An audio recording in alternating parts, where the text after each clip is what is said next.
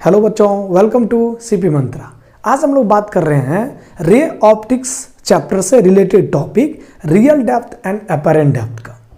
Real depth and apparent depth actually क्या है कि if an object and observer are situated in a different medium then due to refraction object appears to be displaced from its real position. इसका मतलब ये हो गया कि यदि ऑब्जेक्ट एंड ऑब्जर्वर दोनों डिफरेंट मीडियम में हो, ऑब्जेक्ट एंड ऑब्जर्वर दोनों डिफरेंट मीडियम में हो, तो रिफ्रैक्शन के वजह से, किसके वजह से? रिफ्रैक्शन के वजह से ऑब्जेक्ट रियल पोजीशन से ऊपर उठता हुआ प्रतीत होगा। बात की जाए एक छोटा सा वाटर टैंक लिए, और वाटर टैंक में एक ऑब्जेक्ट एकदम से सरफेस पर, नीचे एकदम से बॉटम सरफेस पर रख दिया गया है और इसमें वाटर फिल कर दिया गया है जिसका रिफ्रैक्टिव इंडेक्स μw है, और हम ऊपर से इसे देखने की कोशिश कर रहे हैं। जब आप ऊपर से इसे देखते हैं तो आपको ये देखिए दोनों मीडियम में और ये जो ऑब्जेक्ट है जो बॉटम सरफेस पर है, ये दोनों अलग अलग क्या है? मीडियम में है। जिस वजह से क्या हो रहा है, अगर यहाँ पर ऑब्जेक्ट और ऑब्जर्वर की बात की जाए, अगर ये दोनों अलग अलग मीडियम में होगा तो इसके रिफ्रैक्शन के वजह से, किसके वजह से? रिफ्रैक्शन के वजह से इसका जो पोजीशन है ऑब्जेक्ट का, वो रियल पोजीशन हमेशा ऊपर की ओर उठता हुआ प्रतीत होगा, मालूम पड़ेगा, जैसा कि आप डायग्राम में देख रहे हैं। मान लिया जाए कि AO जो है, मैं इसका नाम दे देता हूं AO इक्वल्स टू, यानी क्या बन रहा है? Real depth. और ये जो आपको दिख रहा है यहां पर, रिफ्रैक्शन के वजह से जो रे ऑफ लाइट यहां पड़ रही है, यानी किस पर? यानी AO पर, वह यहां पर I पर कटता हुआ दिख रहा है। और जो ये I है AI, इसी को बोलेंगे यानी अपरेंट डेप्थ। Apparent depth. अब बात यहां खत्म नहीं होती है, बचपन से पढ़ रखे हो, बोले तो जब से ये चैप्टर स्टार्ट किया होगा आपने, वहां पर आपने स्नेल्स लॉ पढ़ा होगा। स्नेल्स लॉ क्या कहता है? स्नेल्स लॉ कहता है sine of angle of incidence and the sine of angle of refraction का जो रेशियो होगा यह एक कांस्टेंट के बराबर होगा। तो चलिए हम लोग यहां पर स्नेल्स लॉ लगाते हैं। तो हम यहां से कह सकते हैं फ्रॉम स्नेल्स लॉ, तो sine of angle of I and sine of angle of R equals to किसके करीब बनेगा? यानी देखिए कहाँ जा रहा है? डेंसर मीडियम से रेयर मीडियम की तरफ। तो हम कह सकते हैं यानी μA अपॉन में μW। अगर इसको एक रिलेटिव में लिखा जाए तो मैं कह सकता हूं यहां से μWA। अब यहां पर करते हैं इसका इक्वेशन 1। अब यहां पर एक राइट एंगल बन रहा होगा, जरा देखिए राइट एंगल ट्रायंगल कैसा बन रहा है, यानी EOB, ये राइट एंगल ट्रायंगल बन रहा है। तो यहां से कह सकते हैं फ्रॉम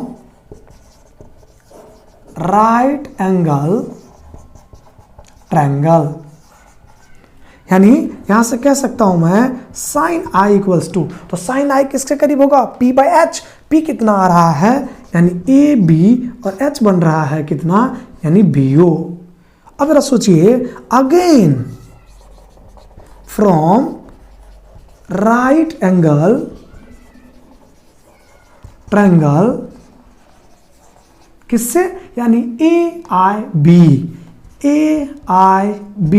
और यहां पर करिए साइन R।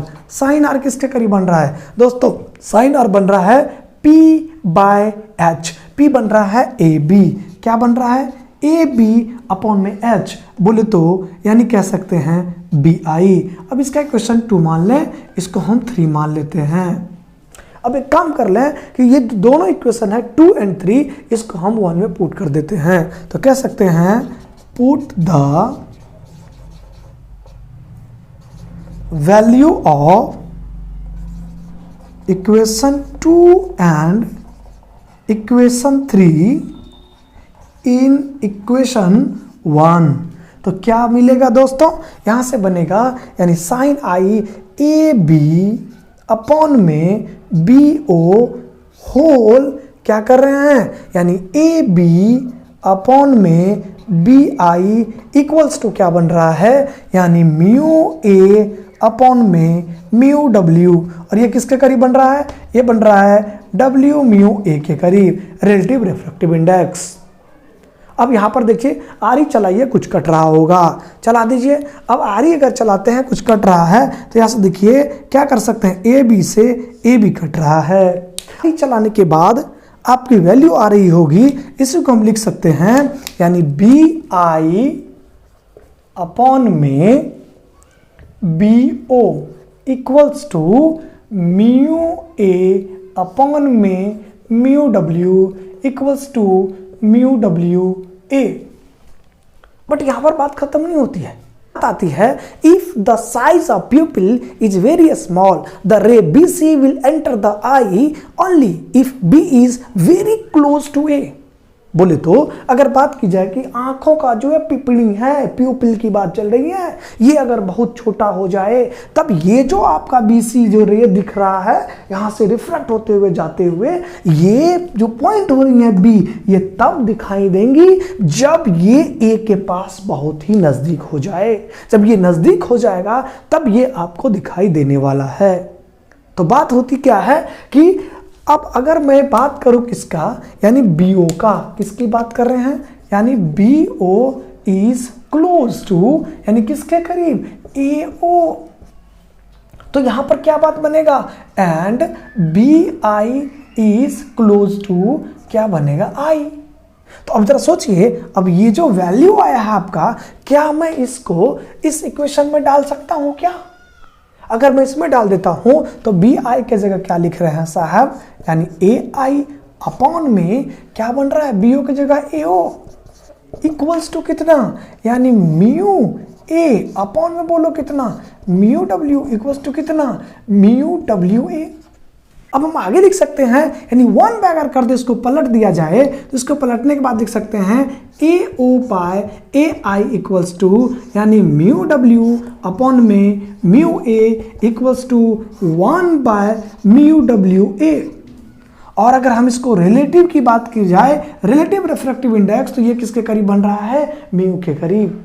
तो म्यू बराबर मैं इसको लिख सकता हूं ए ओ अपॉन में ए I equals to 1 by mu, और इसको क्रॉस मल्टीप्लाई कर दीजिए तो मैं कह सकता हूं A O into mu equals to A I, और म्यू इक्वल्स टू बन रहा है ए आई अपॉन में ए ओ। ये आपका फाइनली निकल जा रहा है। बट अगर इसकी बात की जाए तो यहां पर जरा देखिए, ए ओ क्या है आपका, ए आई यानी अपर एंड डेप्थ, और ए ओ क्या है आपका रियल डेप्थ। तो हम यहां से कह सकते हैं here A O equals to real depth, A I equals to apparent depth.